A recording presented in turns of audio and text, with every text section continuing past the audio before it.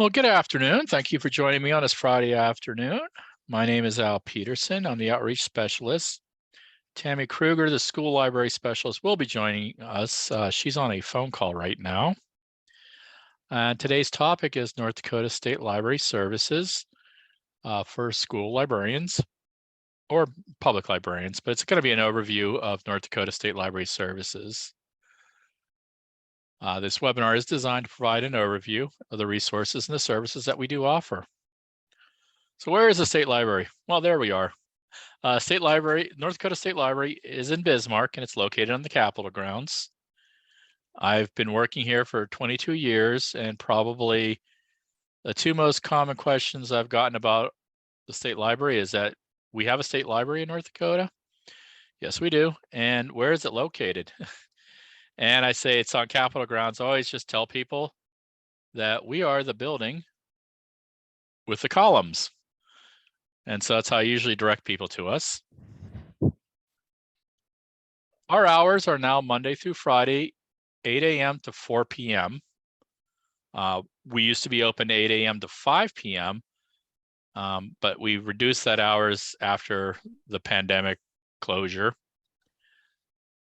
And so if you're trying to get a hold of us by phone, please leave that voicemail. We'll pick it up after we get back at 8 a.m. or if it's over the weekend on Monday. We do serve the entire state with library services. So we do act as the library for people who do not have a public library. Patrons can stop in the library between 8 and 5 or 4. They can give us a call or they can email us. And we can provide library services to them. We have a circulating collection as well as a state documents collection, and we provide databases as well as assistance to libraries and opportunities for grants. We also serve as the hub of interlibrary loan in the state. And what I mean by that is the North Dakota State Library is part of a consortium called Polaris. And there's other public libraries and school libraries on that consortium. Well, there's another consortium around the Bismarck Public Library called CDLN. And then there's another group of libraries around the Minot Public Library. And then Williston Library's on their own system and Fargo's on their own system. Plus the universities are all on their own system. And so the way we're able to pass materials between each other is that we act as the hub of interlibrary loan, that we borrow the materials and then we send them out to these different libraries. And so if there was a school that needed a particular book and we found it at Jamestown University, we would act as that conduit and get that book from Jamestown University to that school. Some of the services that we do offer reference services. We have professional librarians on staff. They're able to help out with some of the harder reference requests. We're able to find materials if you're having trouble looking for materials or finding a particular book or finding a particular edition. We can assist you with finding that material.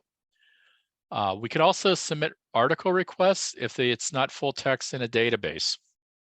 And so if you come across an article that's only either citation or citation abstract, you want the full article, just send that as abstract and that citation to us, and we're able to request that from another library. We have a Talking Books program. Talking Books provides free access to audiobooks and magazines to students and patrons who are unable to read standard print materials because of a physical, visual, or reading disability. We will set them up on the program. We provide the machine to them. We provide the cartridges. And we also are there to assist them with getting the materials, setting up their system, changing their services. We have what's known as reader advisors. They're kind of like reference librarians for the Talking Books program. And they're there to help the patrons out. We have a marketing department. And I am going to go to I'm going to switch screens here to our homepage because I want to talk a little bit about our marketing department. And you can find our materials under libraries.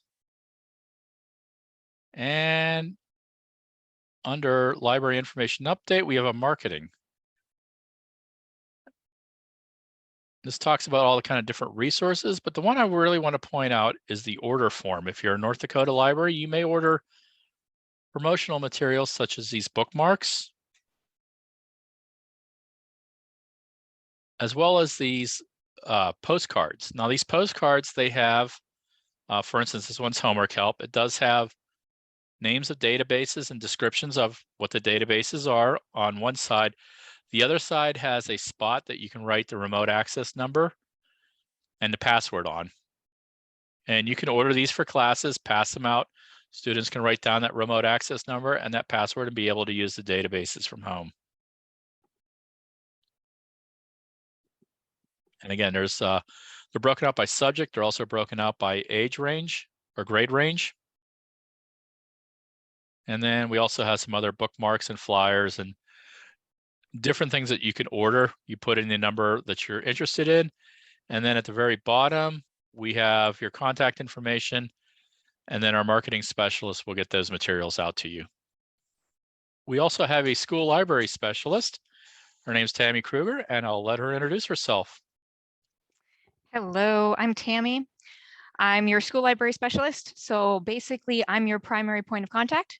That's not to say you can't contact the library in general, but I'm probably the person you're going to end up with. So basically, my job here is to help make your jobs easier.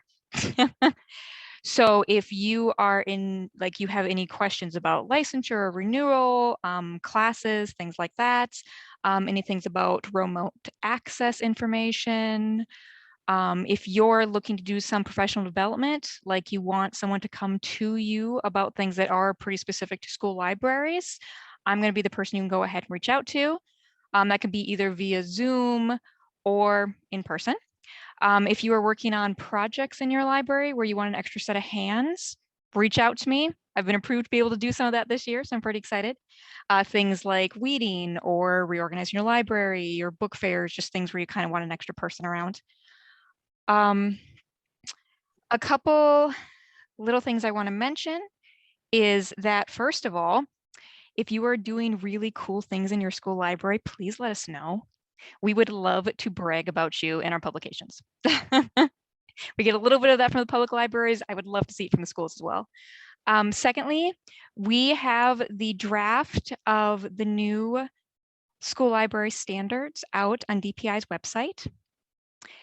It's not entirely finished up yet, like it hasn't been fully approved, but the actual standards there should be all set and ready to go. We're going to end up technically rolling those out next school year, but we are hoping to do some professional development about them soon. So for example, we're hoping to bring it up at NDLA here in October. I think that's pretty much what I have, Al. All righty. And if you want to get a hold of Tammy, here's our contact information. As mentioned before, you can also reach out to the 800 number or the email address of the state library, and we will make sure that we get that question to Tammy.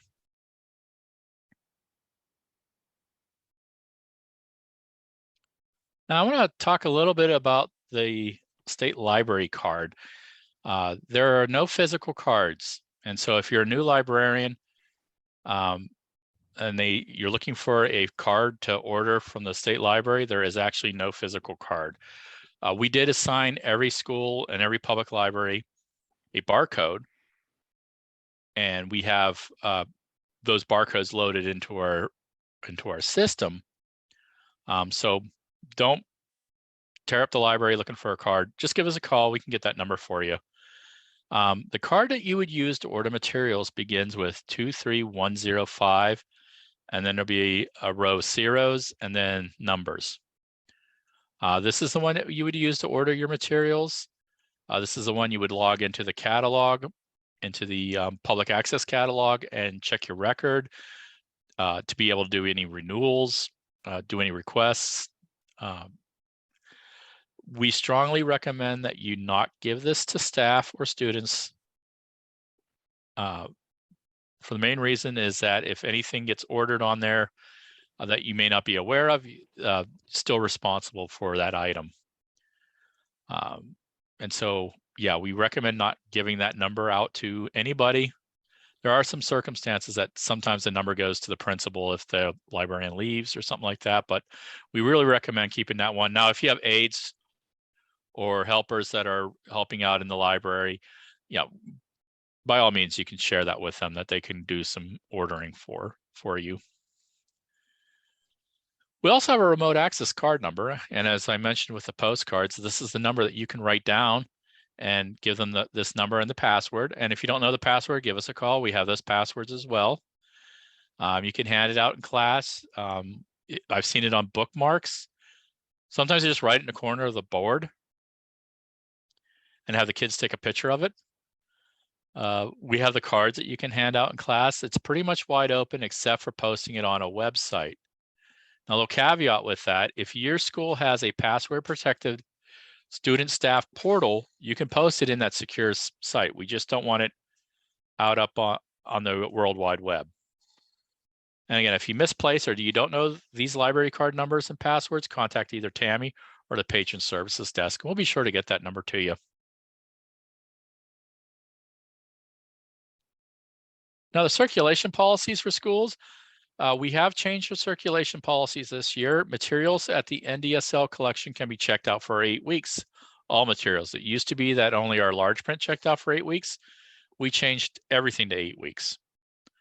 The limit of books and other materials that a school or a public library can check out at one time is 200 limits. Once you reach that 200 limits, we can't check any more materials out to you. Now, the school's patron record will be blocked when you reach 500 active overdues. So it's really important, if you do need those materials, you've got a couple classes doing research projects and you have 75 books checked out or 60 books checked out, you want to keep up with that renewals. And if you let it go to billing, the way the system's set up, it's unforgiving. It doesn't let you change it from billing back into active cert. It just stays in billing. And so again, I really encourage people to get in that record. If the kid needs it more for longer, get in there and do a renewal. If it's an ILL, contact us and we can ask the lending library for a renewal.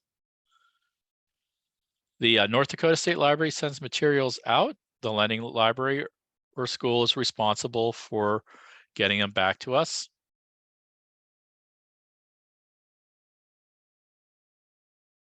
We don't charge to mail things out to you, but you are responsible for the postage to mail it back.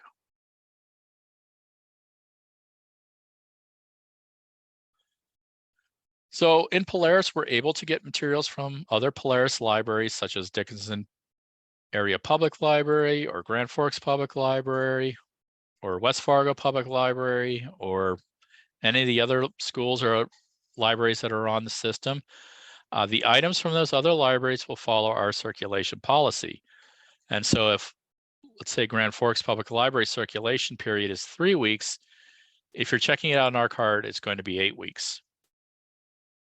The renewals on those will be based on hold queues. And so if you have an item from the Grand Forks Public Library, a Grand Forks Public Library patron puts a hold on it, then we won't be able to renew that item. You're going to have to return it.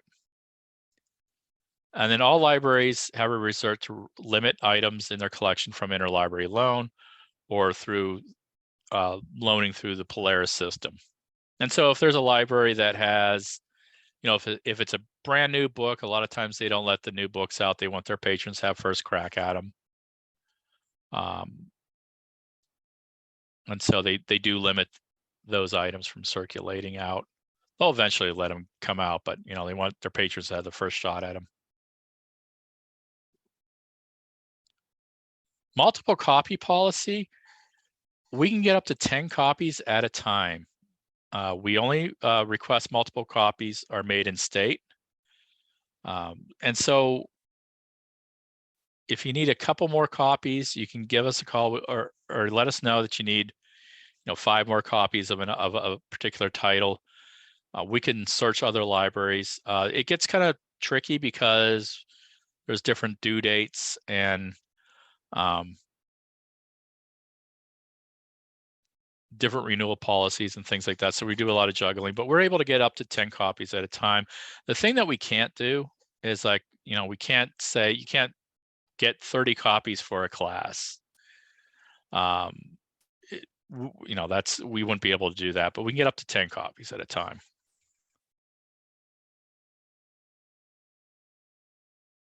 We have changed our kit procedures and policies.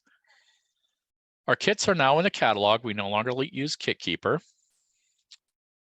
The book club kits is the same policy as it was when it was in KitKeeper. Anybody with a state library card can check out a book club kit, including libraries, schools, and regular patrons of the state library.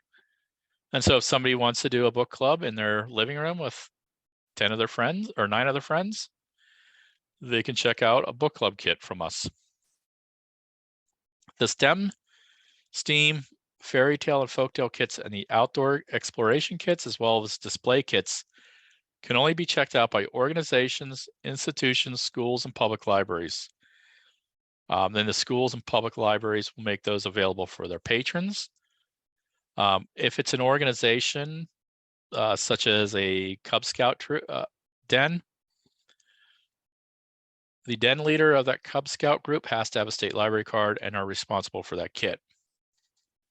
Institutions, if it's a after-school program, they can check out a kit. Again, they need that one person to be the contact and get a state library card if they don't have one already. The kits can be mailed back with library media rate. And so when you go to mail them back, you can use the library rate. And the limit of kits that can be checked out at one time is 3. The loan period for all kits is 8 weeks. And borrowers are responsible for paying the cost of any lost or damaged components of a kit, including the books, electronic components, parts, and charging cords. Now, the determination of what constitutes a normal wear and tear and what is damaged will be made by library staff. So every time a kit comes back, we check it over, and we realize things like batteries are going to die. Sometimes a wire will come loose and need to be resoldered in. So we evaluate whether or not that's wear and tear or whether or not it's damaged. And so, for example, if we send out a kit and it's got 10 parts and it comes back in 25 pieces, then we're going to charge for damages for that. Same thing with charging cords. You want to make sure the charging cord, that seems to be the one that seems to be left behind, are charging cords. Borrowers are responsible for paying the postage. Again, you can ask for a library rate. You want to figure it's about $1 per pound. And so if it's a 10-pound kit, you're looking at $10 to $12 to mail it back. And for more information about our STEM and STEAM kits and the fairy tale and folktale kits, we do have information about STEM kits on our LibGuides. And I'll talk a little bit about LibGuides later in the presentation. Next, I want to talk about the online library resources. As many of you know, there is a Minitex package of online library resources. And that's your Gale and your EBSCO and your ProQuest resources. We only charge 9th through 12th because those grades are the ones that are more than likely doing the most research. This year, libraries and schools are getting the databases paid for them through ARPA money. And so we're using some of the ARPA money that we got to pay for the databases. So nobody's getting charged this year. Once that money rolls out, then we'll go back to charging.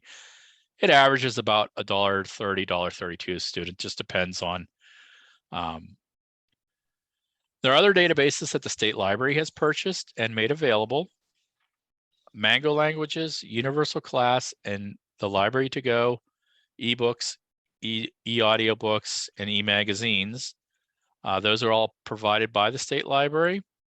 They're run through public libraries, and so staff and students would have to either have a local public library card or a North Dakota State Library card to access those databases.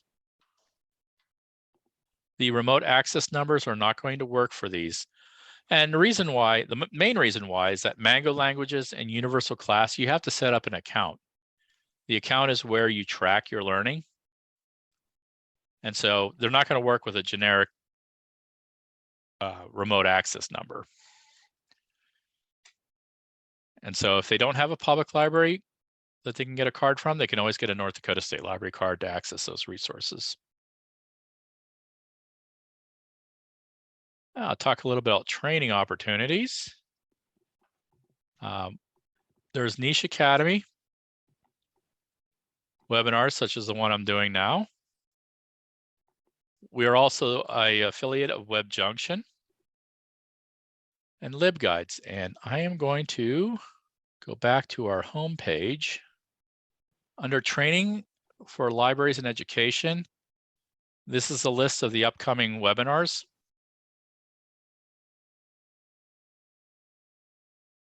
Also a link to our YouTube channel. I do upload a recorded copy of webinars to YouTube. I usually try to get them on there about a week after the webinars happen. LibGuides are in a separate section. We do have a section for school libraries, as well as the one that's listed as STEAM. This is the STEM kits, and this will provide you information about the STEM kit.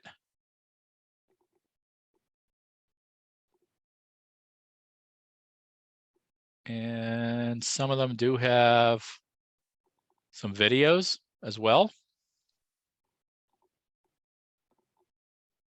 So there's all sorts of information you can find out about our STEM kits in that LibGuide.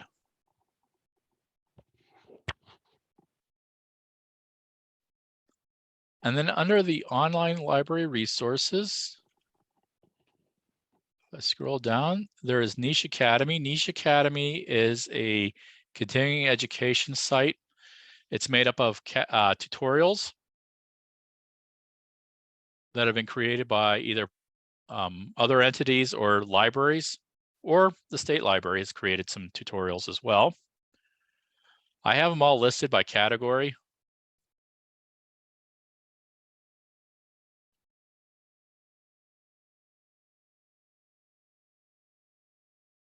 I do want to point out, if you're not familiar with the catalog, I do have Pathway. A pathway is just basically a collection of tutorials.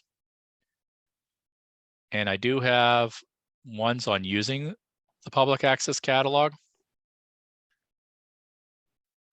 I will be updating these this fall, but the overall information is still relevant. I'm just going to add the things about the kit keeper and a couple other items that I need to change in there. But so if you ever hear me see any emails that I send out about Niche Academy or read about it in the Flickertail, this is the resource that I'm talking about. And then the last one I want to talk about is WebJunction. This is a public library site, but there are some good information in there as well that you can take a look at. You can either go to the topic area, they have a course catalog, and they also do webinars. And so I'd encourage anybody to take a look at WebJunction as well. If they're looking to do some continuing education, brush up on some training, you might want to check out Niche Academy or WebJunction. Let me give you our contact information. We do have an 800 number. It works in state. And we do have a direct number. Both of these numbers will reach our patron services desk. We have an email that also goes to the that is answered by the patron services department. And again, let me put a plug out for Tammy. There's her contact information. If you have any questions relating to school libraries or school library media centers, contact Tammy. We'll conclude this webinar, and I want to thank you for your attention and your attendance to my webinar. Everyone have a great weekend. Thank you, Al.